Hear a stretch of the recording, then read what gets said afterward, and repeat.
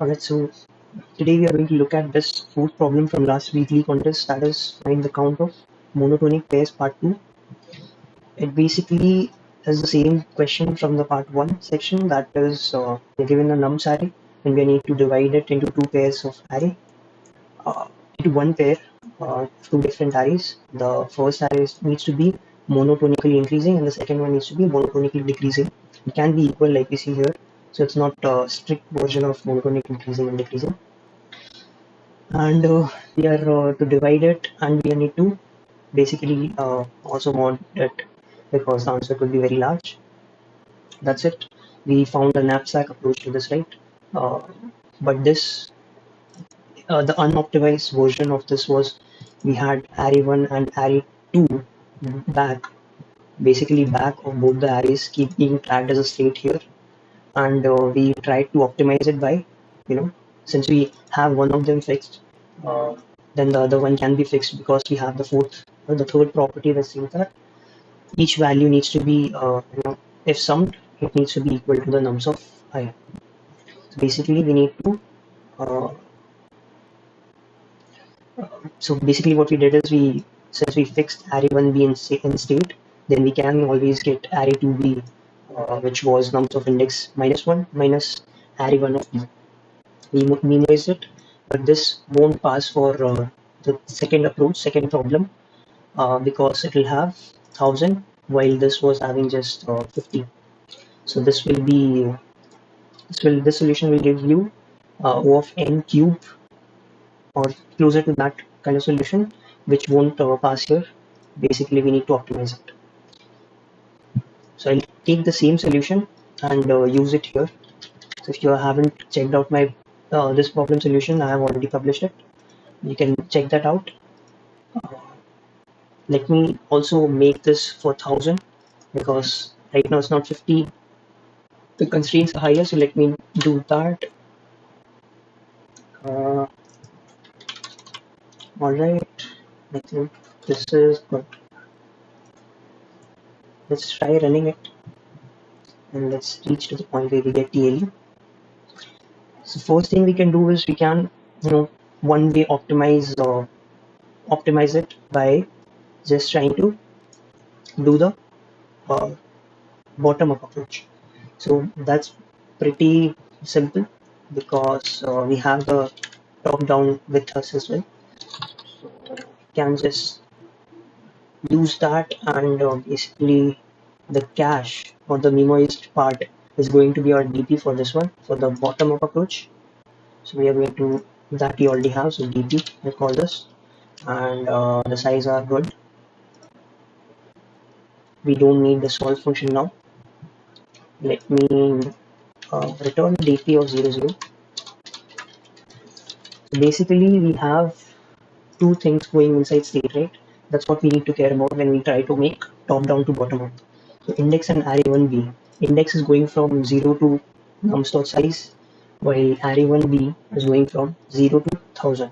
So we are going to do the same thing, but before that we need to, understand that bottom up requires a base condition to be with us, with the answer, right? Before we start. So what is the base condition? Base condition is whatever the value of I1b is, that is the second state. If the index has gone out of bounds, that is it's equal to n, in that case its value should be 1. So whatever value of array1b be it, doesn't matter. So basically we are taking this part and making it 1. So before that, let me make this 0. So essentially, let me call this base. So this is our base condition. So base will be initialized with size n plus 1, and it's going to be having value 1. So base is going to have, dp of n, that is this case. Index is equal to nums.size at this point. So in that case, it's equal to base. So the index is going from what? So now that we have n already initialized, we should not take that. We should go from n minus 1 to 0. We are going from bottom to up. So index greater than or equal to 0. I minus minus, sorry, index minus minus. So this is our index. So the first state is done. The second state is going from, it can go either ways. So I'll take it like what I had taken it here. That is, it will go from 0 till whatever value it was, right? So this will be nothing but basically array 1b is what? It's basically this. So its lowest value can be 0. Its highest value can be nums of index, right? But what if, since we are starting, we don't have a nums of index, right? At this point, we are here. We are out of bounds. So we can take something like this. ARR1 of B, this is the state. It can go from 0 till what value. We can look at the constraints and use that as well. That's also fine. ARR1 of B is lesser than ARR1 of B plus plus. Finally, we are done with the state. Now we come to this part. So this is what we can even copy this part and use it here. Let me uncomment this. Increase the size a bit. Alright.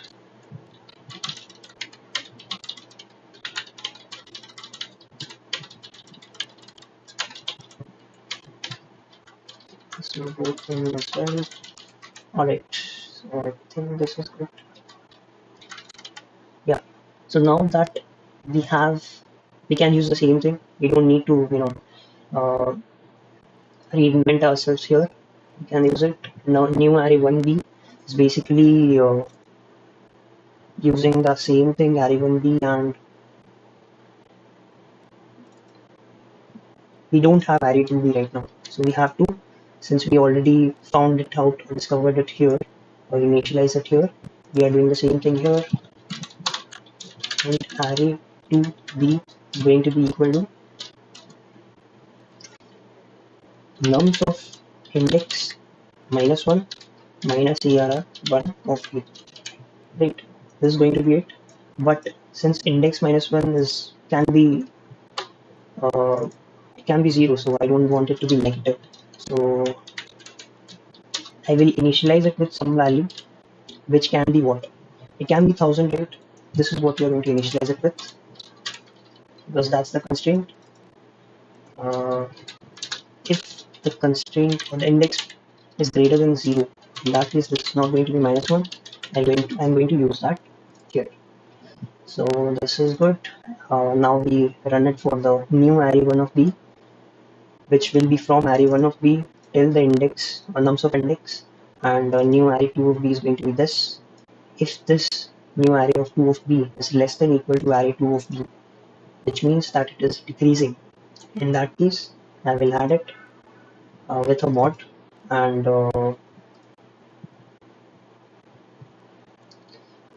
now we don't have the solve function, correct? So we are going to use dp of index plus 1, this is our first state, and new array 1 of b, this is our second state. Also plus, let me make it this, and this is it.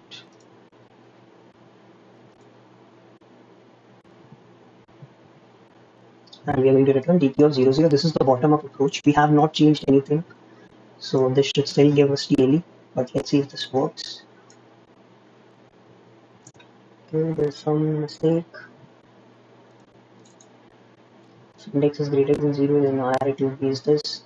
Answer is equal to 0. We are going to. Oh, my bad.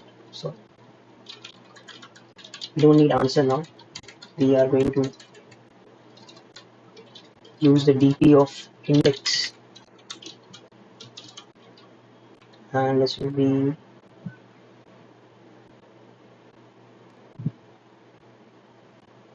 since we are going from bottom up, right?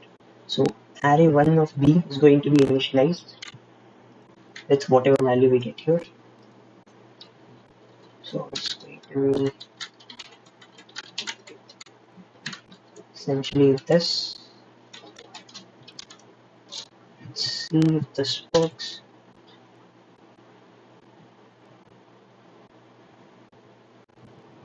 Oh my god, I think I did a mistake here. This size of base is going to be this, not n plus 1. So it's essentially, this is the base condition. This should work. Let's see if it does. It does, and we need to optimize this. How can we optimize this? We are going to have this state one way or the other, still giving us CLE. We have to optimize this somehow. We need to either remove this or this loop. One of the three loops we need to remove, but we can't remove this because index and array1b is something we require. So we can do something with this. If we try to look at it, at this point we are essentially summing the dp of index plus 1. Only this thing is not a constant. This is a constant here. Only this thing is changing, and we are trying to find the sum and add it to index of array1 of p. This is what essentially we are doing. So if we can somehow find sum of this, then essentially we are, we don't need this, right? How can we do that? If we try to look at what values it's ranging from, and reaching this point, there are two things. We have some range which the new array1 of p is going from 2, right? It's going from array1 of p to nums of index. And we have the second thing is this condition, new array2 of p is less than equal to array2 of p. Only if this condition is satisfied, we are reaching this point. So we can find out some starting and ending point such that it reaches till this point for all those values. So we need something called int start equal to something and int end equal to something. Now we see that new array1 of b is going from array1 of b till nums of index, and this is the condition we need to look after. So if we try to, actually this is it. So if we see that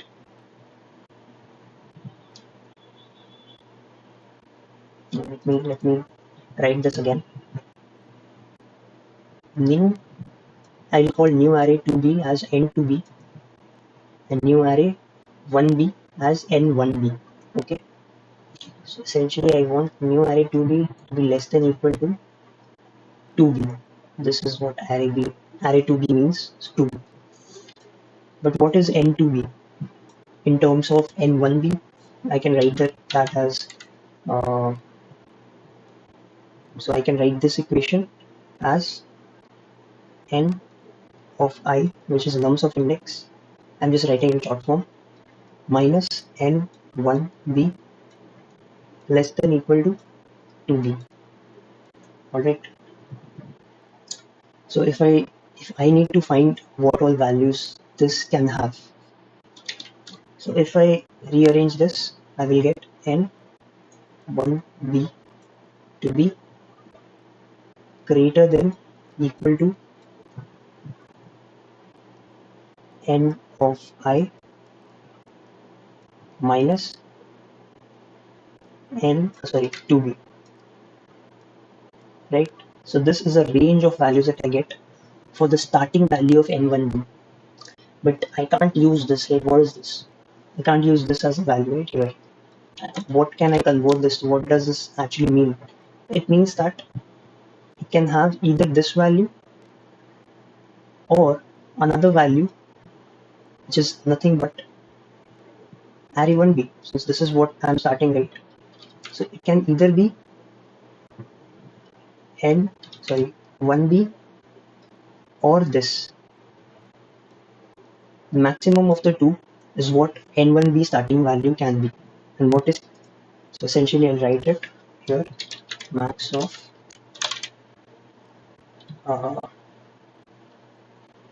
nums of index minus 1, minus array 2b and I just forgot 1b, right? Array 1b. So this is the starting value. This can be such that it reaches this point because it is following this condition. This is what we detect it from. Alright, so I can, but what can be the end value? This is very simple. This nums of index can be the end value, right? Because if it is equal to nums of index, then nums of index minus nums of index, new array 2b is equal to 0. And 0 will always be less than array 2b because we are given that the array values are going to be non-negative. So 0 is the minimum. So the right bound will be 0, nums of index. Alright, this is the start, this is the end. But what can I do about it? So this is the only thing that is changing, right? And we have a start, we have an end, and we want the sum between the start and end. So that clicks a data structure or a method that we can use, that is prefix sum. But for that, I need a prefix sum of dp of index plus 1. Dp of index plus 1. That's what we need the prefix sum of. So essentially, we can find a prefix sum here. But before that, let me simplify this right here to be dp of index. Sorry, this won't be index, by the way. This will be array 1 of b because our dp is going to change from 2d to 1d, because I don't need this right now because I'll be creating a new dp and transferring it, so I'll save this much of index. For each loop from here to here, I basically change this from 2d to 1d.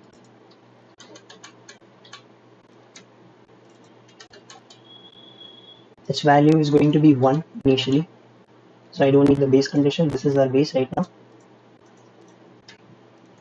Cool. Here I'm going to find the prefix. So for that, let me create a vector of prefix, and here I also create a new dp which I'm going to assign by the end to the next dp, right? So I'll call this next dp.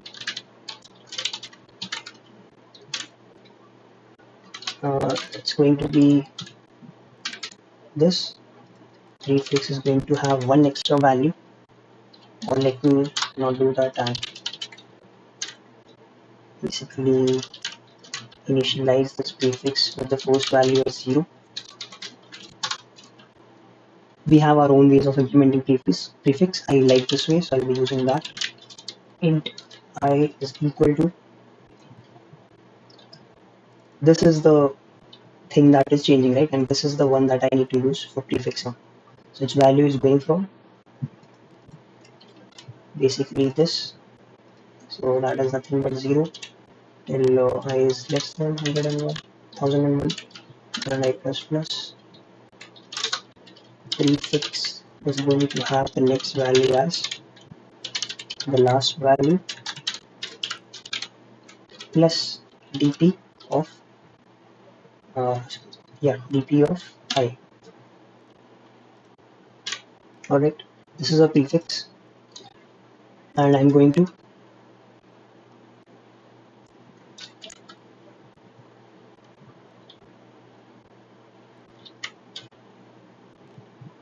now I don't need this, so I'm removing this. I want the prefix from start till end. I want the prefix from start till end. That is going to be a value for the next dp. Its index is going to be what? Array 1 of b. So if you remember,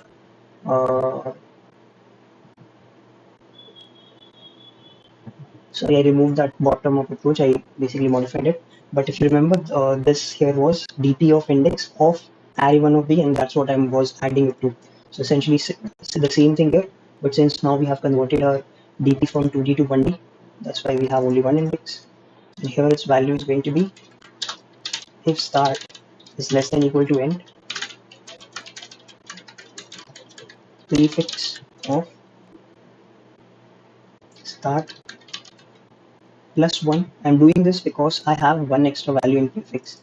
So its index is always going to be 1 higher, right? Minus, sorry, this will be 10 by the way. Prefix of start minus 1 should have been there, but I only will need start because I will always have one extra index, so plus and minus will get cancelled, plus minus 1 will get cancelled, and this is basically it. And this next dp value is going to be the initialization for this dp. So the next dp I'm going to use this value for finding the next prefix, right? And this is going to be this value that I return. But also remember we need to mod it. Uh, I need to use the mod property here. This is a mod property, so no need to worry about that. And we are also adding things here, so I need to do a mod here as well. I can basically do this. This will also be fine. Let's see if this works. It does. Let's see if it pass or not. It's essentially O of n square if we look at it from optimization perspective, from O of n cube to O of n square. But if we use, then have constant terms, so it's essentially going to be O of n into 10 to the power 6, I believe, if I'm not wrong. So close to O of n square. So that's the fourth problem. Thanks, guys.